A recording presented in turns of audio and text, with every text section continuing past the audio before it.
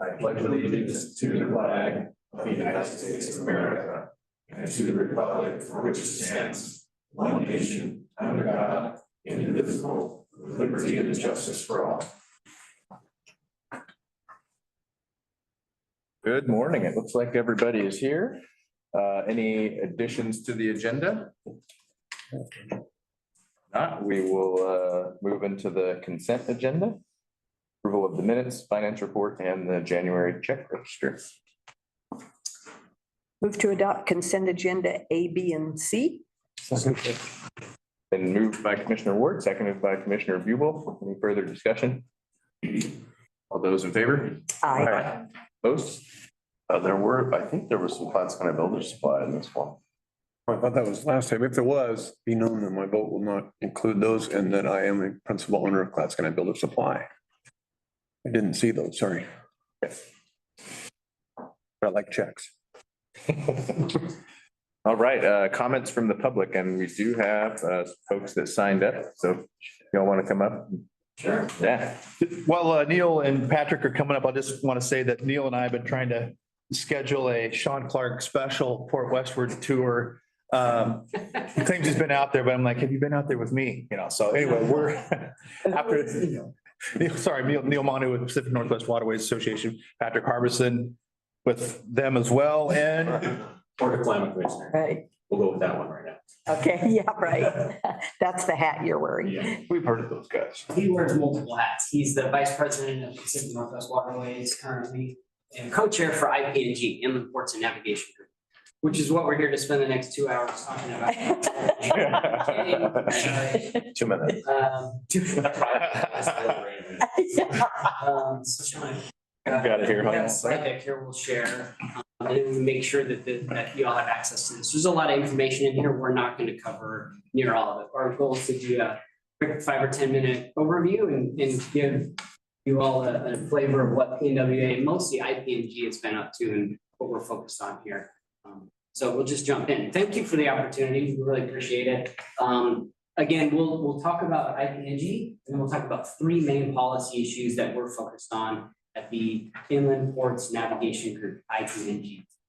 At the end of the day, Inland Ports and Navigation Group is focused on litigation and advocacy, period. There's no fluffy stuff. It's just purely supporting navigation, hydropower, irrigation, through litigation in the courtroom and advocacy. So next slide, please.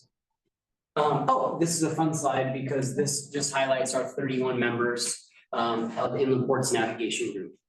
IPNG is a subset of PNWA. We have a memorandum of understanding within our membership. We were formed unofficially in the 1970s, but officially in 1999. Started with just a few members upriver, so focused primarily on the Snake River. Now we have, oh yeah, thanks. Now we have members up and down the river system, Longview, Kalama, Vancouver, and the lower river, and then upriver to Lewiston. And members of Inland Ports Navigation Group pay annual dues of $10,000, flat fee every member. So as Neil was mentioning, our mission is to protect inland navigation and hydropower, the irrigation of the Columbia Snake River system, while supporting a healthy environment and robust fish runs in the Northwest. Basically, it was started with the Lower Snake River Dam challenges and trying to protect those and all the navigation that comes down and serves the Lower Columbia so that it can be shipped out on the river. We're fed by farmers, pilots, transportation companies, and ports, public and private. So next slide.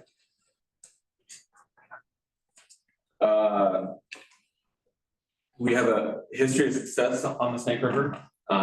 We've worked both through the litigation process as well as with our legislative delegates to protect the dams and the navigation channel, both of 14 foot up by past Bonneville and as well as the channel down here and channel deepening, trying to help with enhancing navigation and protecting it at all costs, both just keeping it there as well as the safety of it. One of our biggest members are Tidewater and Shaver that can actually speak with the Corps through IPNG to let them know if something with the dams, releasing water in a certain way harms their navigation or creates a safety concern, we actually work with them on a day-to-day level to make sure that that gets heard, and they're one of our partners in that. So next slide.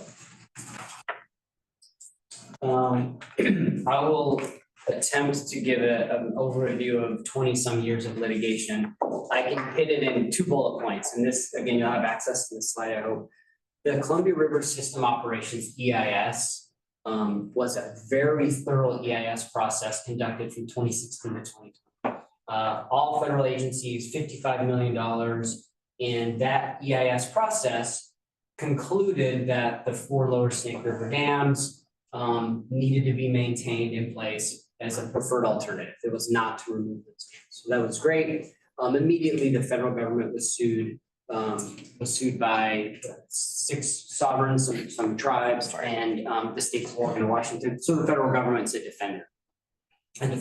This preferred alternative, and the litigation that ensued after that October time. For next slide would be great, Sean. Thanks.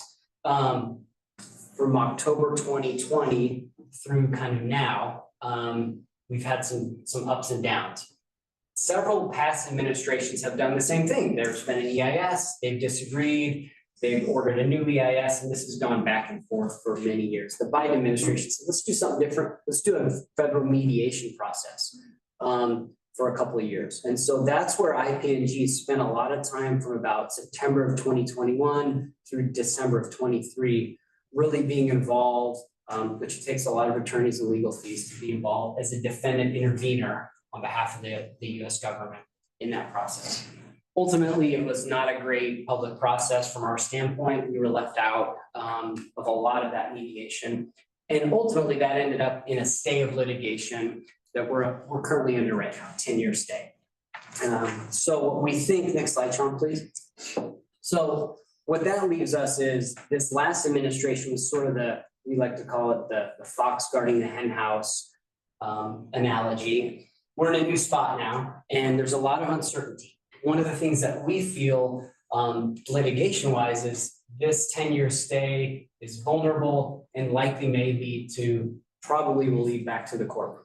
So IPNG's strategy is preparing a continued defense of river navigation. This is where we're at today. You can see the slide. We kind of call it the 3 C's: the courtroom, Congress, and communications. And so really this is going to focus in the next few years, we think, back in the courtroom, which is not necessarily a bad thing because, as Patrick mentioned, we've been there before and we've got a great team to represent us moving forward. So we're doing ongoing stakeholder participation in 3 key studies in Washington state and federally: transportation, water supply, and recreation.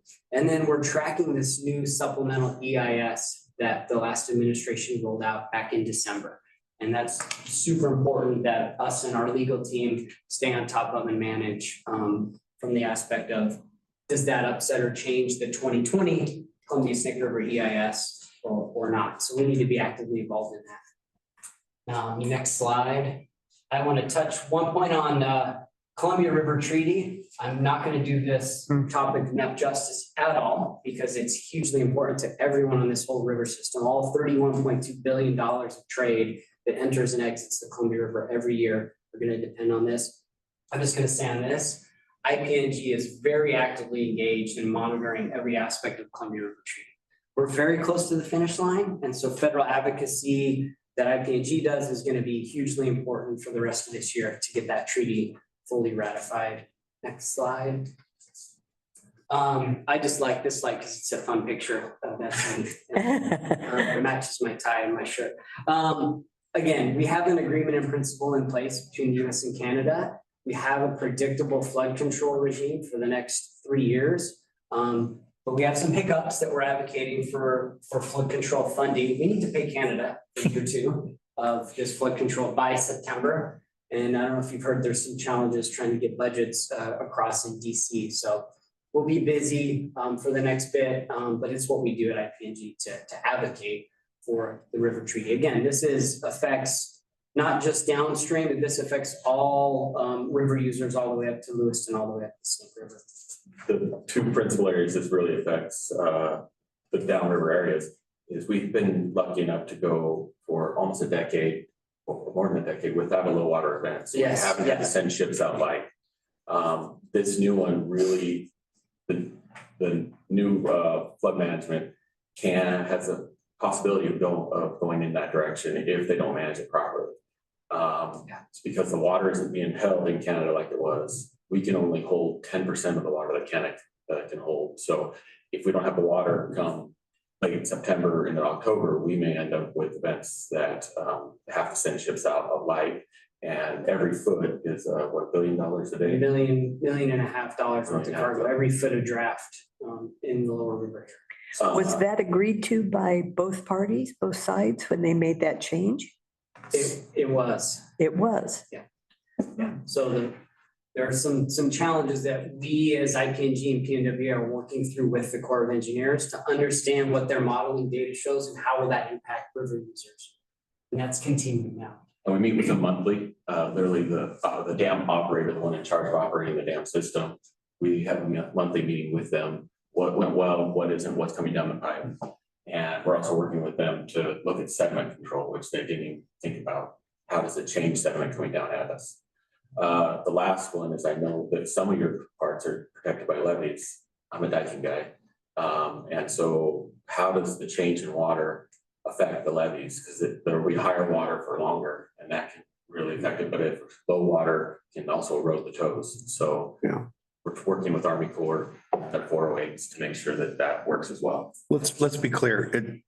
Canada wants to get paid. Right. And they probably deserve to. They helped us out since 64 when the treaty was started with flood control. They helped out during the 96 flood, 97 when they held back,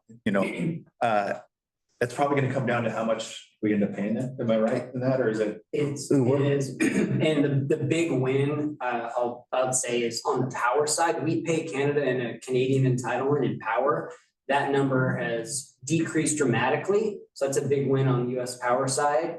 The flood control number, put it in perspective, we paid Canada $64 million in the 60s for a one-time payment for all the flood control. And going forward, we're going to be paying them $38 million a year, plus other fees just for the flood control piece. And that needs appropriated annually. So that's on our docket as IPNG to continue to advocate for that every year. So how's the tariff issue with Canada playing into all this? That's a great question, Commissioner. We were back week before last, we met with the US State Department, the lead negotiator on this, and we asked her that, and she said, it's not helping. Right, and so there's a lot of uncertainty. State Department is in a pause with the new administration, which is kind of concerning because we have to move this forward for full Senate ratification. In the meantime, the technical people are still working out the details, so that's good, but you could get folks in Canada that are very apprehensive about the tariffs, to your point, and that can be used as leverage. That's our concern. And the current is just an interim. It's a 3-year interim agreement while they ratify the treaty. And we anticipate that to take a couple of years to do. It has to go to the president. President has to agree to it, send it to the houses, then they have to do all their stuff. Meanwhile, in Canada, it has to be translated into French, which can be a year-long process because words matter. And then they have to go through their houses. So it's not going to be a quick process to get it through ratification. I'm sorry, I jumped in. Is that a subtle hint, Sean? No. Not so subtle. So it's been quite the process, but We can talk all day about. we really could. Actually, on this next to last slide here, Snake River dredging and Snake River channel maintenance, it's not near as intensive as it is down here in the lower Columbia River, but it still needs to occur. And so there've been legal challenges almost every time this issue's come up, and IPNG through our partnership with the Corps and on the legal side has been successful to facilitate river navigation upriver. And just an FYI, and maybe you're gonna cover this, but our Clearwater barges out of the stock here in Columbia City go up to Lewiston, the Clearwater facility up there. So they are heading upriver and experiencing some of those different areas where they need dredge. You took my last bullet point. Sorry. And then the last slide is just a look ahead for IPNG and what we're seeing Going forward with engagement, we are, as I said, preparing to defend on the Lower Snake River Dam piece moving forward. Part of that, and a lot of this is confidential attorney-client privilege that IPNG members are a part of. We do every other week updates with our membership on our strategy legally. We have a legal strategy. It's strong, it's sound. And I'll just say there's a lot of things we're doing right now that we need some good partners with to move forward. We've got a great track record, and our legal team has a great track record of being successful. So we're very excited about that next step in that process. Sean already took my closing comment. You know, it's great to see upriver navigation and transportation meeting lower, needs and demands. A lot of cargo flows in and out of here, and there's a lot coming in the future. And we're super excited. One of PNWA's members is next, Clean Fuels, Next Renewable. That's a super exciting project here that I used to do business development for Tidewater Barge Lines. That's an exciting thing for the river, both lower river and upper river, with the opportunities for barging clean renewable fuels upriver, downriver, all over the place. And so I think just facilitating that and maintaining that supply chain is absolutely critical for the supply chain and the infrastructure here. So I'll leave it at that. Oh, last slide. Oh, see that picture there? That's a look ahead. That's your dock. That's your dock in that picture. It's a look ahead. It's amazing dock. We're gonna get some grants for that too. Okay, I think that's it. Unless anyone else has any questions for Patrick or myself. I'm wondering how the outreach with the tribes, how's that going? So PNWA and IPNG have a good working relationship with the tribes, particularly CRITFIC, Columbia River International Tribal Fishing Commission, where they've come and spoken at our PNWA conferences. We do monthly calls with them. A lot of our policy points line up, right? And that's great where we can collectively work towards some things. Not all of them do, and that's okay. I think we both, it's also tricky to say lump tribal all into one space because there's so many different interests represented from the different tribes. And so we're just open to hearing and being part of those conversations with that. And I think, just as you said, we concentrate on 90% of the stuff we agree on. We all want better fish runs. We all want better environment. And how we get there could be a little bit of a disagreement, but we don't let the stuff that we agree on suffer from the stuff that we don't disagree. And I would add on the partnership piece, Commissioner, the partnerships that IPNG has, we're not in a vacuum. We work and liaise very closely with folks on the power, on the hydro side, on the irrigation side, and the agriculture side. It's all those voices together make us stronger. They make us more diverse in the message that we send to Congress. We actually have those interests right now, literally today, right now in Capitol Hill, farmers, hydro, and navigation representing our interests and IPNG's interests. So it's really exciting when you can kind of get that force working forward. Well, looking at your organization from the outside, I would think you would have a staff of 50. The amount of work that you accomplish with such a small staff is really remarkable. You're to be congratulated, all of you. Oh, thanks, Commissioner. Neil, how many trips to DC do you take a year, would you say? I think last year I did six or seven trips myself. And then our staff, as Commissioner Ward said, we have a staff of 5, PNWA. And so we rely a lot on our membership to go back with us and do advocacy. Last year, we were invited to testify in front of 2 U.S. House hearings. So we testified around the mediation process in the U.S. government commitments document in front of 2 different House committees last year. And you were what, on one thing at that point? I was brand new. It was a steep learning. It was very steep. Well, I love this slide just to show again who the current members of IPNG are. And I know Commissioner Ward and I have sat in on some IPNG meetings when you guys have allowed us at some of the DC trips and elsewhere.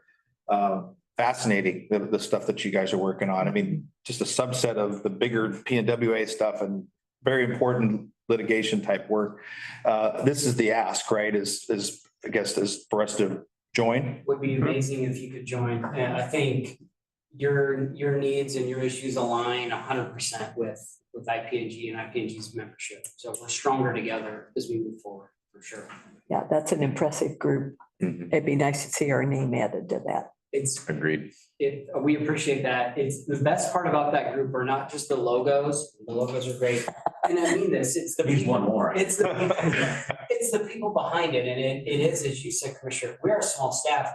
The things that we do and the relationships that we build are not because of IPNG staff. They're because of the membership of IPNG and the work that folks put in on the committees and the technical expertise they bring. That's what makes this group a fun group, but the best hardworking group to get things done. It's great.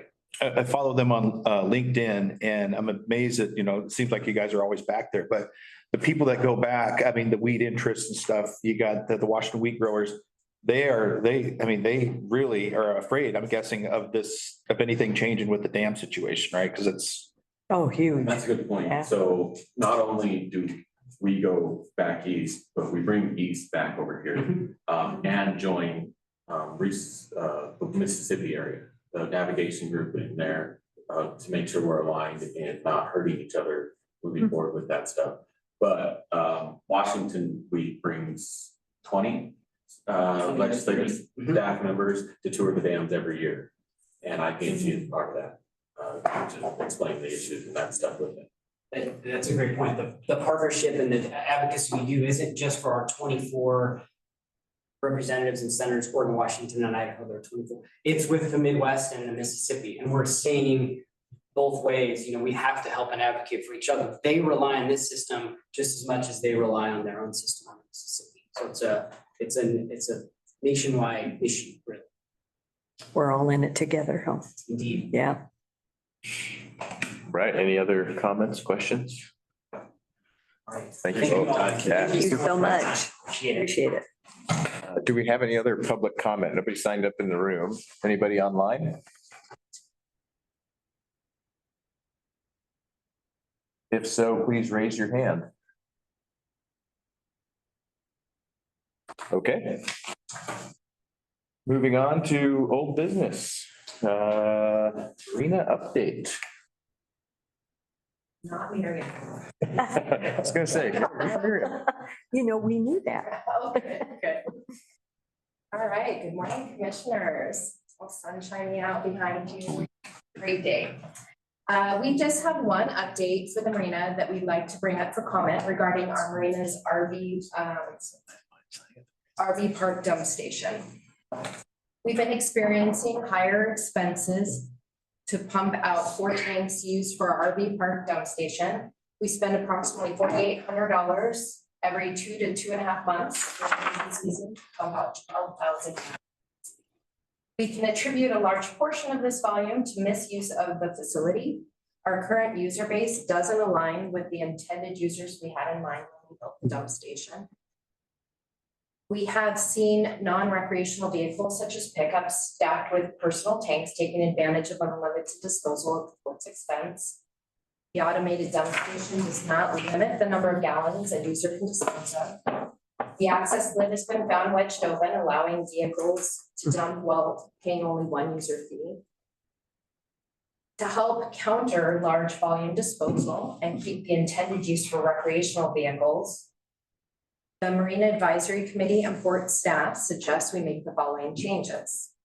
Change the dump station access hours from its current 24-hour accessibility to the daytime hours of 9 a.m. to 6 p.m. so our staff can monitor the usage. Allow only recreational vehicles to dump at the station. Increase the user fee to $25. Currently it is $15. Further research pump out services for the hour. At the time of installation, the recommended dump fees were $25 per use. Years ago, the advisory committee didn't feel the community would support that amount, and the fee was set at $15 instead. These have not increased since 2021. Considering the expense of pump outs, the committee and staff agree it's time to adjust the dump fees to $25. So if you are, the advisory committee has discussed and agreed that the RV park guest overnight fee should be increased. Surveys will be conducted for a fair market price, and a suggested fee would be reviewed by staff and the committee. So if you're not opposed, staff would like to make the outline changes to the RV park dump station and have that begin effective March 1st. And then we will begin surveying campground guest fees. Any questions? One, do we need any sort of resolution for that sort of change, or is this just like a consensus for us right now? It's policy, and I believe that within previous resolutions, we are able to make also for the RV park. I just heard a couple of areas of abuse that we were gonna cure. So I'd rather do that first and see what it does to our costs before we assume that we need to raise the cost. Then take a look at implementing our increase on July 1 with our other budgeted fees and. But it sounds like you're having, Trial period I until, mean, I would implement immediately your abuse issues, stop having all that extra stuff, which should cut costs. How do you do that? well, there's basically an opportunity to turn off the power so that they can't access it. Mhm. So that's what we would do to keep those 9 to 6 hours. We would post that as well and just let people know. We do have people call sometimes and ask, like, well, when is it open? And what, they're kind of testing to see, so we can be very clear about that the use is intended for recreational vehicles. We do get a lot of use and a lot of people that speak very, very highly of our dump station because of its ease of accessibility. Where's the next nearest dump station? At the transfer center? Is it Skinny's one? There was one, when I first started, I think there were 3 locations, and now I think there's just one other gas station. It's at in Texaco, and it's not, everyone that has told me that they've used it, they say it's not easy because it's in an awkward location. So ours, you can just pull alongside and take care of business, and theirs is not, so. I have a question about the operating hours. Do we know if we get many people that say check out of their campsite at 7 a.m. that are wanting to dump? I'm just curious if that 9 a.m. is gonna limit. Yeah, that's a understandable concern. I don't think we do get very many people that leave that early. If they're up that early moving around, they're probably going to go fishing. Yeah. And not have an opportunity afterwards. Is that something we can kind of monitor to see if like at 9 a.m. there's 4 people lined up because they were waiting? And then maybe we would adjust. I don't want to make it an inconvenience for our RVers. Right. We certainly can kind of look at it.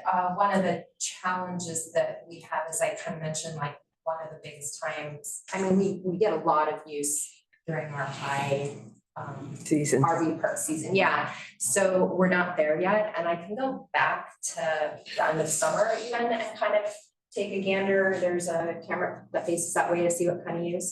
I do know that in the busy season though, that our advisory committees heard that people will line up to access it. $10. So yeah, we can kind of get a feeling of what that timing is. What time is Marshall down? What time is our staff down? That's his 7? hours are, no, his hours are kind of the 9 to 6. 9 to 6, yeah. You'd almost, obviously, if you wanted to monitor abuse, you'd probably want it around his hours, right? I mean. Yeah. That's kind Yeah, of I our get it. intent is that he would come in, turn it on, and then before he left, he would turn it off. And Makes sense.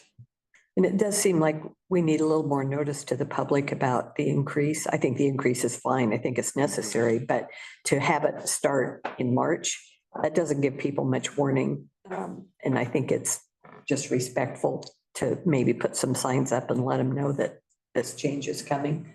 I imagine that if we're gonna go ahead and put some signage up that lets people know of kind of the new use schedule, that we could also include that information. You said Marshall would turn it on and off, but he doesn't work 7 days a week. No, our other staff will cover when he's gone because the RV park still requires staffing through part of the day. Okay. Is there any opportunity to automate that? The turning off and on?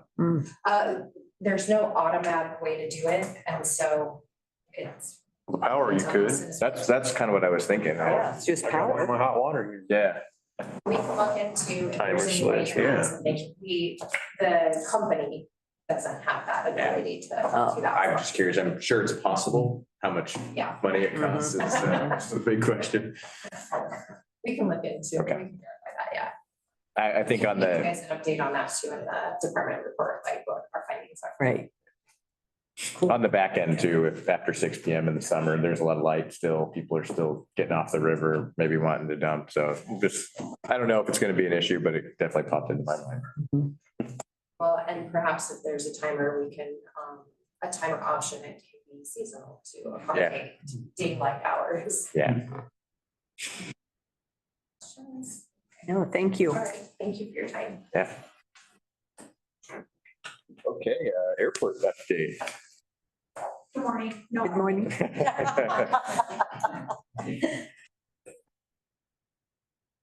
And a Lignetics update, Sean, I think there was some good news. in the, Yes. Staff Yes. or the reports here. Hello, Commissioners. On January 31st, Mike Sale, VP of Operations for Lignetics, our pellet plant over here for our visitors. We've had some dust issues in the past and they're doing some capital work to improve that. And they got Mike sent us an email on January 31st, Oregon DEQ officially approved our permit to construct application last week. And they expect to start construction on the cyclone scrubber project, as we've been talking about. They have the equipment already designed, fabricated, and ready to be installed once we get the new foundations in place, which is what they were working on over here next to the building on the south side here. And they'll have a better project schedule soon as the installation contracts are finalized. They expect to have the project completed and operating before summer as they had committed. And then on the 3rd, Mike also sent, they're commencing their downtime portion starting Monday, the 17th this month. So they'll be down for 2 weeks, they expect to get things installed. So. Nice. That's great. And I'm not sure who attended the Columbia River PUD meeting, but there was a grant for a portion of the transformer. Yes. Miss Amy Bynum attending by Zoom went over to their board meeting and saw that they were awarded I was going to say the number, but I don't want to say the wrong number. It's up to 7,500. I'm not sure if they got 7,500 though. So from the PUD for this work, because they're going to be increasing jobs and Maybe looks like we have Amy ready to it's hot now. add a little Okay. more Hot mic. context. Yeah, so this is the first time that they've given this grant out, and they've raised that amount actually since they opened the program, and so they awarded them the full $10,000. All right. Excellent news. And anything from the city or the Schollenberger? Do you have anything to add? All right. We're just very pleased with the progress. Looking forward to this summer. Yes, yes, Absolutely. definitely. We are too. It's nice to see some serious progress happening. Following through, actually doing what they said. Pretty nice. Yeah. It was a long time coming, but worth it. Yes, yes. You did a very good job of holding their feet to the fire. That's all. Anything else on that? All right. Thank you. Moving on to new business, and looks like we have executive session news media attendance policy.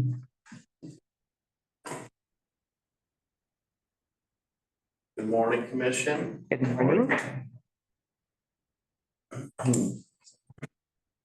So anyone can attend an open session here in court like we're having right now. But for executive sessions where we discuss legal strategy and other confidential matters, these are closed to the public, but representatives of the news media are allowed to attend so long as certain requirements are met. So that's the key phrase, representatives of the news media. This resolution establishes a fair process for determining whether someone is a representative of news media. This policy is not made to try to limit access to executive sessions for news media. We just want to make sure that actual news media attend. Otherwise, executive session would essentially be open to the public. Based on guidance from the Oregon Public Meetings Law and the Oregon Attorney General, and also in recent weeks, a matrix-like dive into this area of the law by myself. The definition of representative of the news media that I came up with based on all these things is An entity formally organized for the purpose of regularly and continuously gathering and disseminating news to the public. So there is that organization piece that's part of this. There are news media representatives who have a formal affiliation with the traditional news entity. A reporter for an established traditional news entity with a press badge who has published articles. Those will be pretty easy to decide. And actually in the new policy, we can make a decision and just say, yeah, they qualify, they get in. Then there are entities with no formal affiliation with the news media organization, and those are a little bit more difficult. For those with no formal affiliation, the person making the request will have to supply more information so the court knows they qualify as a representative of the news media. And this includes information about their business structure, whether they have staff, other things that are in the application. Here is one comparison for you. An individual who regularly posts news articles for a traditional media company like CNN.com would qualify. But a blogger keeping an online personal journal with just opinions would likely not qualify. So hopefully that helps in terms of the news versus opinion kind of piece of this. This resolution creates a uniform and fair process for considering these requests. The requester fills out the application and provides information to court staff. And then when court staff deems the application complete, it'll be brought to the court commission for review. And as I said, if we can immediately recognize that someone qualifies, then there's no problem. Again, the court is not trying to limit access to executive session for news media. We just want to make sure that actual news media attend. Any questions? When was the last time we had anyone attend an executive session? That's interesting because, you know, there was a time that both of the local papers attended everyone. And then we lost one of the, well, before the other paper closed, they stopped sending someone and then it was just the spotlight. But it's probably been a couple of years. Yeah, the spotlight hasn't been here, I don't think, for a couple of years now. Yeah. I think during the pandemic, right? At the beginning of the pandemic, the spotlight left their brick and mortar building. But as I recall, it's probably been at least 3 years since we've had anyone attend. So it is, you know, it isn't like we're turning people away left and right. I think this policy is great. I do really wonder though why we haven't included the one and only news source that has been in the county for 40, 50 years, and that's Cohi. That is the job that they do. I mean, every single morning there's a report on local news. And it seems rather disrespectful that that name has not been included. And I just wonder if we could possibly change that, or did you have a reason why you felt that needed to be excluded? The only reason was that they hadn't been coming around at all. There hadn't been a history of it from them, but yeah, we could absolutely add that. So they have to show some interest first, I would think, right?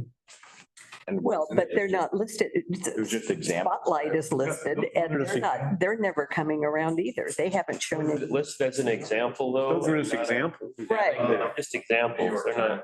Yeah. We're in there I too. think it's because we're still using the spotlight as our public record, and that's why we submit notices, like, they're still the newspaper of record for the county, so that's why we sit that.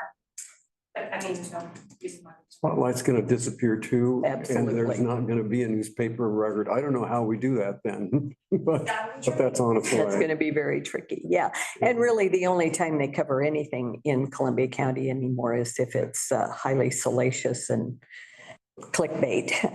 Whereas Cohi is here every single day reporting for the county, and It would Yeah. just be the owner, yeah. it would just be the owner. yeah, the one concern would be not just saying everyone at Cohen, No. right? No, Just the owner. no, just the owner. So on a hunch, I did add to under section 1 currently recognized news media organizations. This is where it said Columbia County Spotlight. I added Marty Rowe with AM 1600 Cohi. Awesome. So do that. I was gonna let you know that the The city of St. Helens has also been considering, they actually had a policy and they were writing a new policy recently. On theirs, they included the spotlight, but then also the Oregonian, the Daily Journal of Commerce, and Willamette Week. Theirs, but not Cohi at the city of St. Helens, so. Interesting. Willamette Week. It's up to you. I have a new page 1, so you want to do it that way. I don't, until we have an applicant, I find it irrelevant. I mean, right, I mean, then we can look at it and see who they are, right? Go from there. I think what we're saying though is those listed do not have to apply. Is that correct? Yeah, they're in section 1, they're considered, they're recognized as institutional news entity. So, they're in.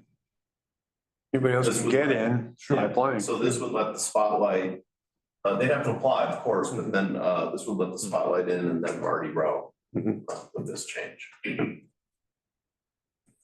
Works for me. Yeah, I have no issue with that.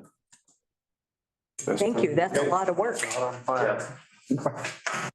So we just need probably a vote with that. Yeah, I would entertain a motion approving resolution 2025-02. So moved. With the Second. With the addition of Cohi and Marty Rowe. So we have a motion by Commissioner Ward with the addition of Marty Rowe, Cohi, and seconded by Commissioner Sorbo. Did I get that right? Yep, right. Any other comments or discussion? All those in favor? Aye. Aye. Opposed? Motion carries. Thank you, Bob. Thank you. We have a new policy. Yay. Okay, item B, resolution 2025-03, U.S. Department of Transportation Protect grant approval. These are a one-page summary of the project. These are not for all of us. But I had some extra over here if I didn't know. You got it memorized, huh?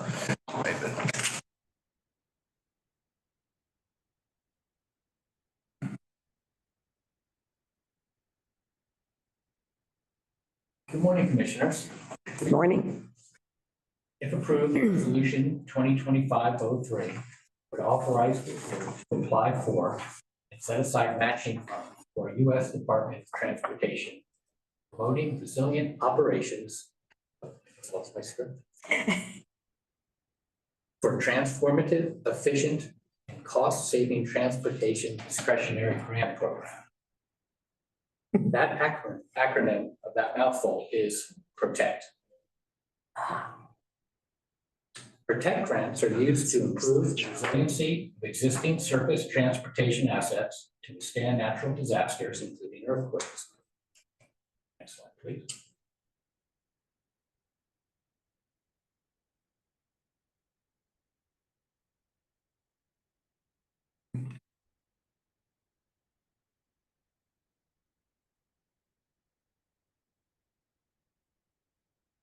I'll picture that.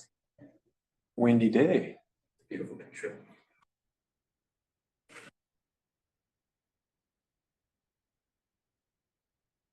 Tech freeze. Apparently the computers get cold too.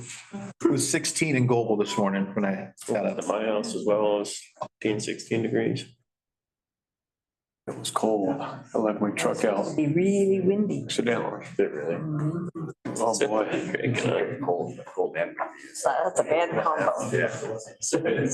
And snow tomorrow. So here you see an updated depiction of the project. And again, this is still very preliminary, high-level designs. On the right-hand side is the upstream approach connecting berth 1 to the shore. Many of berth 1's key elements, such as the mooring and breasting dolphins at the base of the hose tower sit on the dock, and the acro bridge, which is on the silver bar on the upstream approach, already have been approved. On the left side of the downstream approach, and parallel to it, shown in red, is the new pipe bridge that connects berth 2 with the shore. The gist of our plan is to extend the pipe bridge, which is shown in line, to berth 1, thereby removing the product lines from the dock. Replace the unimproved areas of berth 1. Those are shown in the orange and black stripes.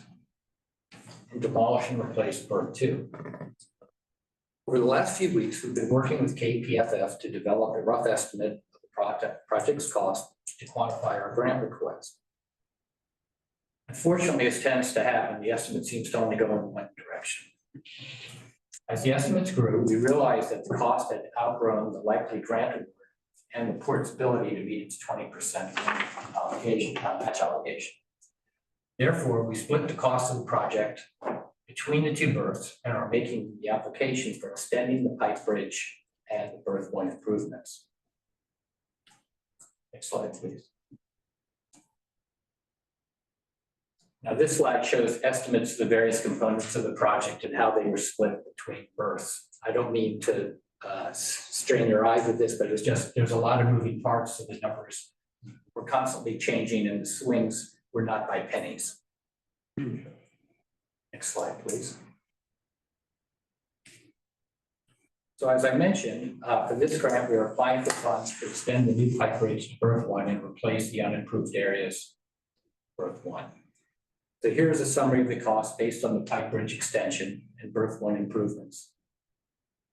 It is important to note that the estimates are not interchangeable. In other words, if we were to do berth 2 first, the cost would be maybe $2 million because some components would shift from one to the other. For example, the pipe bridge extension is what we see as a key thing to start with because it will make the other jobs easier by getting the product lines out of the way.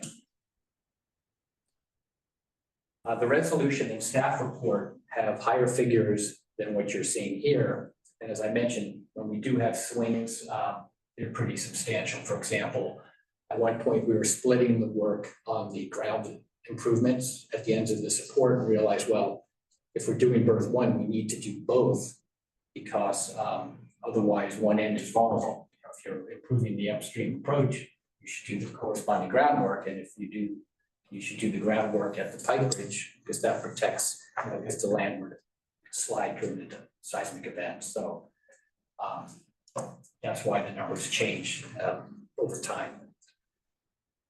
We also needed to ensure that the resolution includes enough for the 20% match obligation of whatever the ultimate grant request becomes. This resolution is part of our grant documents, and so we did want a little bit of room because if there's movement, we need to accommodate that. Next slide, please.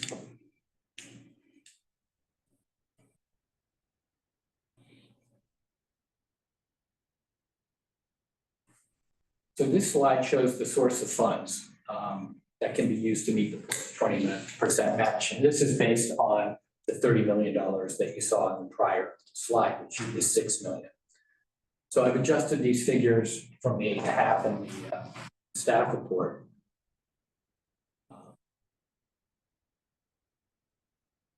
And I wanted to note that other than the Connect Oregon money, we already have these funds on hand to meet the 3.3 million, which is the port's obligation. So we have 2.2 million for port of the dock fund. That's basically the money we set aside for capital improvements at Beaver Dock. And then 1.1 is filling out to get to the 6 million, and that I saw coming from the insurance proceeds for the gravel barge. We actually have $2.5 million that we haven't spent of that money yet. And I anticipated another recovery of about 650,000 plus or minus. So that money I didn't include in this slide because it's not necessary to meet the 6 million. Slide, please. So in order to proceed with the port's Protect Grant application, staff recommends that the commission approve resolution 2025-03, which authorizes a grant application and sets aside up to 8.5 million in port funds and the Connect grant as the port's match. Thank you. Well, that picture wasn't at the dock. Sorry? Oh, that sea line was hanging out there all last fall. Eating all your fish. Mhm. That was taken off the dock, right? Yeah. Yeah. Well, that was a very quick presentation for what I'm sure took a long time to put together. So thank you. And heartbreaking as these numbers jump around. Oh, my gosh. Yes. As you start down the road, though, I think a lot of those forks will disappear, right? As we get Yeah, I feel. the pipe bridge. comfortable With where we are now too on the dollars. It just took a while to get there. And there's a lot of time pressure because the grant's due on the 24th, but. You know, it's tricky because there's a lot of unknowns in the world right now that complicate things that weren't there before, such as what is the effect on steel tariffs. Several years down the road. Commissioners, I might just point out too that, you know, just because we're applying doesn't mean we're going to get it. However, the work will not all be for naught because we'll, you know, combine that with some other information for the next potential big federal grant if we work to get this one. So we do have some good data from this, the benefit cost analysis, some obviously the costing that we did with KPFF. So we would be in a good position. You know, nothing's guaranteed, and who knows what the situation around federal grants will be here in a little bit. But as of right now, this is what we're recommending pursuing, and then, you know, what if anything else we can get to as far as grants. So. That's interesting, even with the Connect Oregon helped feed some of this, and of course, federal will be even more suggested. Do we have a drop dead date on when the seismic has to be completed? The clock hasn't started, but it'll be 10 years. We're ahead. I mean, we're definitely. We're ready. My sense is we're the most aggressive. Move approval. Yeah, I make a motion to adopt it then. Any maintenance issues, that this is a good push to get everything done in a good facility in its place. If nobody else has anything, I'd make a motion to adopt resolution 2025-03. Second. All right, we have a motion to adopt resolution 2025-03 by Commissioner Sorber, seconded by Commissioner Kaiser. Any further discussion? All those in favor? Aye. Opposed? Motion carries. Thank you, Elliot. Excellent. Elliot. All right. Item C, resolution 2025-04, public records policy.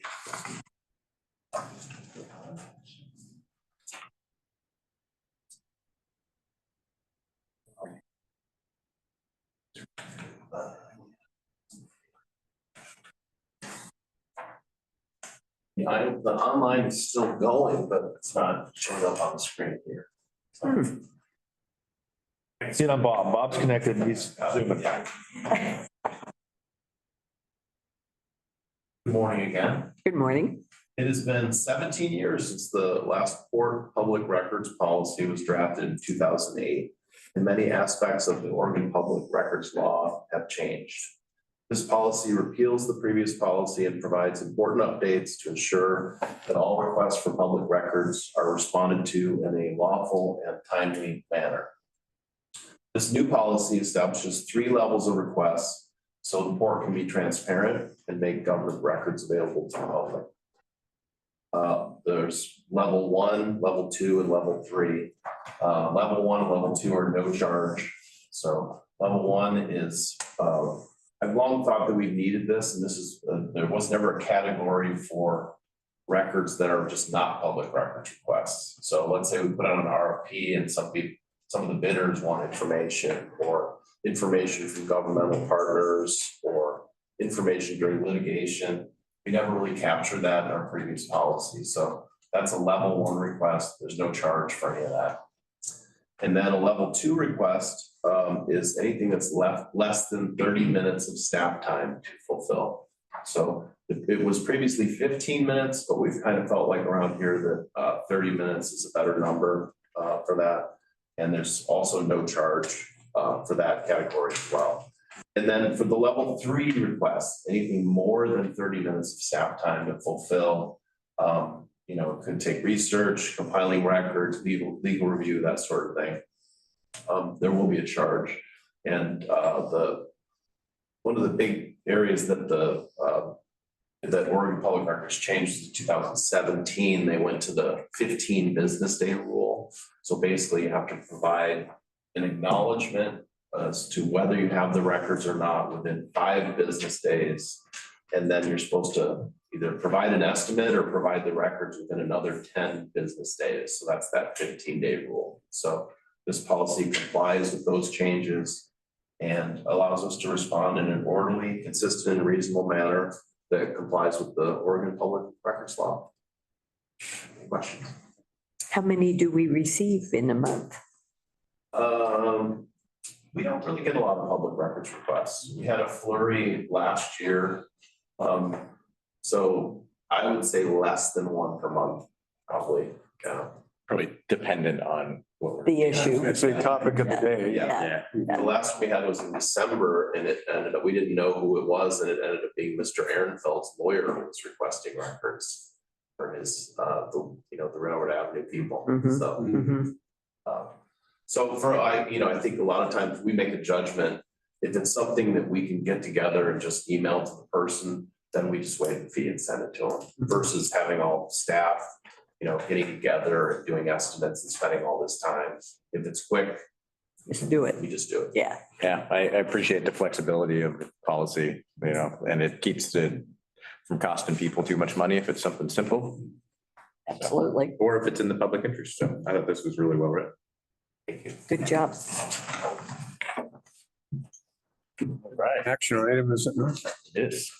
Approval of resolution 2025-04. Second. All right, it's been moved by Commissioner Kaiser, seconded by Commissioner Sorber to approve resolution 2025-04. Further discussion or comments? All those in favor? Aye. Opposed? Motion carries. All right, Executive Director, report, Sean. Okay, thank you, Commissioners. Busy, short little month here we've had. We've been working, some of you know, we've been working with a potential HR consultant that we think we like here locally. And more to follow on that, but just to deal with some things that, that we wouldn't necessarily handle in-house. Working on a scope of work with her and potential professional services agreement with her. Have her come in and meet you all as well, so. We've been having a lot of meetings around the Beaver Dock seismic resilience project with our partners out there internally as staff. The grant team has just been amazing. Lacey and Gina and Elliot, just getting all that stuff together. It's been a really big lift. These federal grants are no joke. So, and we also have outside help with it too. So. Commissioner Ward and Fawcett and I were in Bend this last weekend for Special Districts Association Annual Conference. I thought that was a really good event. A lot of takeaways that I want to summarize a couple things. There's some things that I'll want to share around with folks and I've got some to-dos from that as well. So I'll share that when I send out my report on Friday with the manager reports. I'll get some dialogue on the SDAO takeaways. Let's see, Brian and I have actually had a string of days together here in Bend. And then Monday we met for our monthly meeting ahead of the commission meeting. And then yesterday we met with CET Paul Vogel, Columbia Economic Team, and just a normal catch up that we do. Invited Brian. Usually it's Amy or I with Paul and Brian was available. So we all got together. We also participated yesterday, Commissioners Buble and Fawcett in my office with the BST folks that are doing the Marina study, giving them, answering their questions and giving some feedback on that. Tomorrow, I'm debating whether or not to drive down to Bay City for the Colpack, NUIA and Northwest ACT meetings. It's all virtual now. Oh, good. Just gotta, Okay, excellent. That email. makes that simple. Yeah. Expecting some freezing rain and who knows what the weather du jour has in store for us. Let's see. I sent around the federal delegates, town halls coming up. We have Senator Wyden on the 15th of this Saturday at 3:30 at the Scappoose Middle School. We're going to be closed on Monday for President's Day, the 17th. Let's see, Representative Bonamici on the 18th at 6 o'clock in Claskenai Middle High School. And let's just jump down to Merkley's on the 22nd. Merkley. Oh, I didn't add that. Darn it. I don't know if they decided on location yet. It was on my screen and I didn't add that. I'll find out and send that. I'll update this, but you'll have this updated. So let's see, there's a lot on there. If you have any questions on anything. Oh, also I should point out that March 9th through 13th, myself, Bob Salisbury, and Gina will be in DC for Pacific Northwest Waterways Association mission to Washington, which we look forward to every year. And if there's any questions on my report or the manager report, I will tell you that Commissioner Fox pointed out to me that I've agreed to send these out the Fridays before, and the last 2 months I've failed to do that. That will not happen again. You'll have this the Friday before the Wednesday commission meeting, so. It'll be standard. March 5th. The meeting. Oh, yes, yeah, right, yeah. As you see on here bottom, we've changed the meeting from the 12th to the 5th in March. Oh, Accommodates, Previously agreed to, right? yes, yes. because of mission. Right. So, and then we'll, what I don't have on here is a potential second meeting in March to talk budget. Mhm. Yeah. Lots going on. Yeah, that's. If any questions, let me know, and I'll send this out on Friday with the manager reports as well. Any questions for Sean? All right, commissioner reports. Start with you, Nancy. Sure. SDAO was really impressive. I would say the thing that I was most impressed with was at the very end, the last night of the meeting, they put on a really professional video of many of the people within the SDAO district that are just doing amazing work. And it was so heartfelt, it's hard not to get emotional just thinking about it. Some people really going above and beyond, some of them volunteers. And I think we don't do enough of that. I think we could all benefit from knowing the heroes in our county. And that to me was the highlight. The other highlight was, oh my goodness, grants, and where they all come from, and having a little bit better understanding of what's state and what's federal. And that to me was also very interesting. And I really enjoyed the Marina meeting that we had with the consultants. I thought I was very impressed with them, and I'm really anxious to get that report. Looking forward to seeing what they come up with. That's it for me. The only thing I have is a meeting yesterday with Sean and Brian regarding the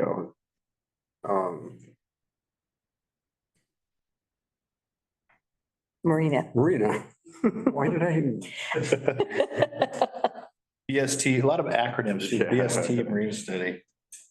I would like to let you know that the fire district will make decisions shortly regarding the future of if we can work out an agreement on the Clatsville School building. So tonight we're having a meeting that identifies revenue, where we're coming from and where we're at, but I forgot we'd set aside some money a few years ago to do something. So there should be money to do some initial repairs and get it going, which has been my concern about taking it without being able to fix it. Yeah.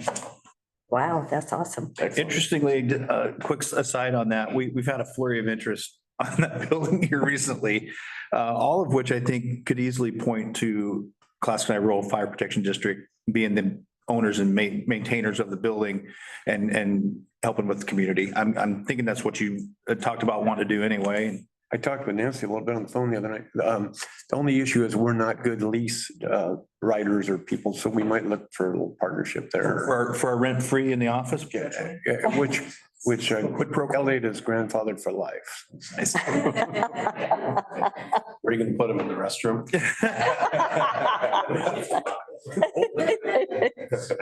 So lonely there. Yeah. So we're not opposed to having tenants. It's just that we're not good at working it. So we would look to you for some help. Yeah. Yesterday, I as well was part of the SCAPU space study, a little earlier time there because I was out of town for my scheduled Monday. Hope to get some good info and feedback from those gentlemen and come up with something that works for the area there. Amy and I and Sean have been part of looking at a potential new suitor here for some property we have, hopefully that comes to fruition down here.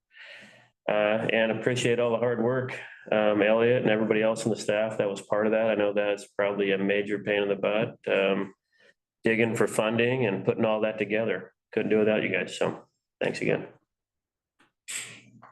All right, I will just echo the comments on the BST interview. It was kind kind of maybe bittersweet or kind of tough way to explain it.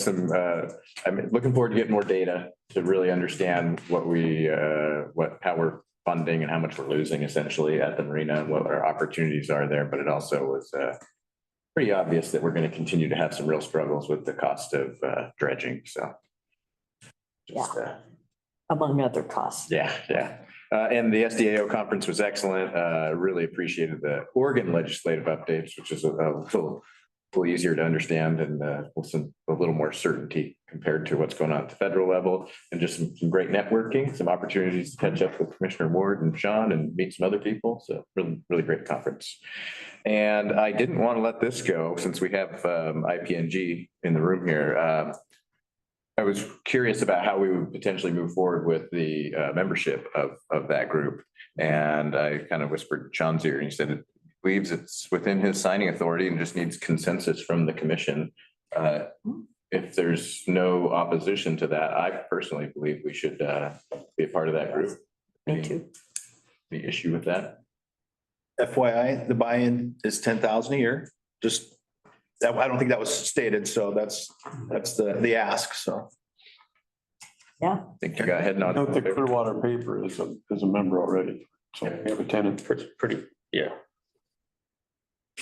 Okay, and then the last thing I want to mention, I'm not sure if it's still going to happen, but I'm hoping the Rainier Chamber of Commerce, I'm on the board, so I kind of have to do this, has our annual meeting tomorrow morning at 8:30 at the big green building in Rainier, assuming that the ground is not frozen from freezing rain. Hope to see some of you there if possible. And if there is a change in that, I'm sure there'll be some communication. So, Awesome. yeah. All right, and we do have an executive session. Yes, we do. Would you like to read the script? Yes, thank you. Board of Columbia County will now meet in executive session pursuant to ORS 192-6602F. Consider exempt public records, including written legal advice from Port General Counsel. Representatives of the news media and designated staff are allowed to attend. Representatives of the news media are specifically directed not to report on any of the discussions or deliberations during this or any executive session. The Port Commission will return to open session after the executive session, and we do not expect to announce any decisions. Any persons excluded from executive session are welcome to return to open session when it is resumed. Thank you. All right, there being no further business, meeting adjourned. Excellent.